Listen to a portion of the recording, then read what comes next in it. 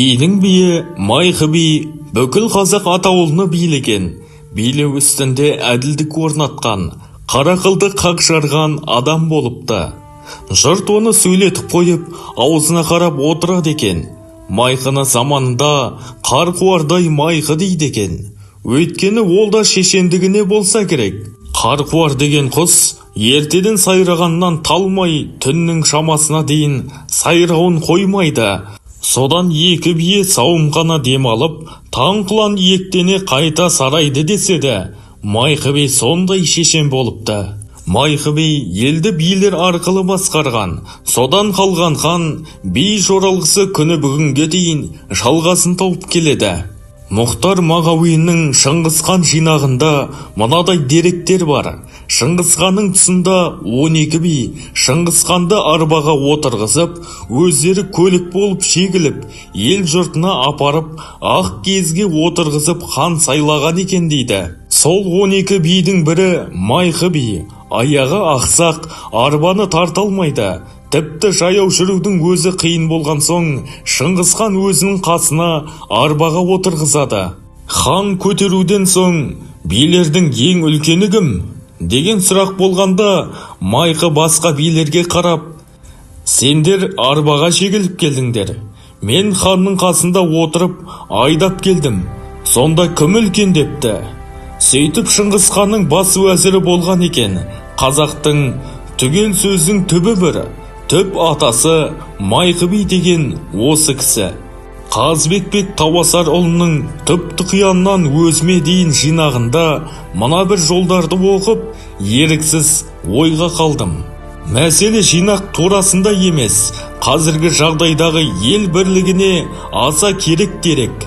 Осы жерде жазылған соң бөлісіп отырмын. Бірде Майқы би билік құрып отырып қалғып кетіпті. Жанындағы билердің бірі мұны ұят көріп, Майқы би ұйқысынан зергісін деп тамағын кенеп жөт керніпті.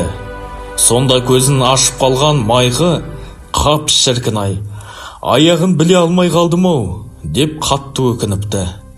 Қасындағы дүбірлері мен нөкерлері билер оның түрі кетіп, түсі қашқанынан шошып, үндемей қалыпты. Сонда би сөзді өзі бастап, әрі қарай жалғап кеткен деседі. Көзі қысық, тісі қисық түстіктегі жаудан, көзі шегір, өзі жемір жаудан үрім бұтақ. Заузатын көп қорлық көріп, көп азап шегеді екен. Тілінде, дінінде құртады екен. Аяғын біле алмай қалғанымды көрдіңдер ме? Ұрпағымның керегесі сөгіліп, көз жасы төгіліп, жігері құм болып, өгіліп, уғы қаламнан қарс айырылып, шаңырағы шарт кетіп шайқалатын кез болады екен. Ұрпағым анжықтық көрсетіп, мына маған жағын жаралмай отырған сендерше. Оның айтқанына көніп, айдауына жүріп, зорлығына, қорлығына көніп, ұзақ уақыт соның табанында таусылады екен.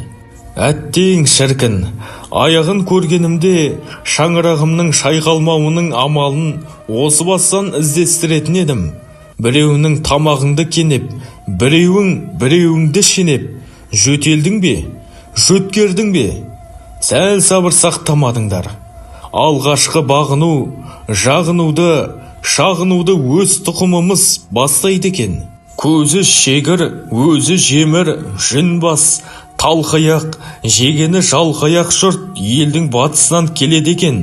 Әттең, деп қатты өкініпті. Майқы би айтулы шешен, ақылгөй бас би, ел жұртына әділдігімен қадірі артып, 120 жасқа жетіп, дүние салған дейді. Ол көзі тірісінде 300-дің еншісін беріп, таңбасын таратқан. Ұлы жүзге ту ұстатып, орта жүзге қауырсын қалам ұстатып, кіші жүзге найза беріпті. Осы бөлістен соң Майқы туралы хан біткеннің қазығы, бұқара жұрттың азығы деген тәмсіл қалған екен. Алмахан Мұхаммед Қалиқызы.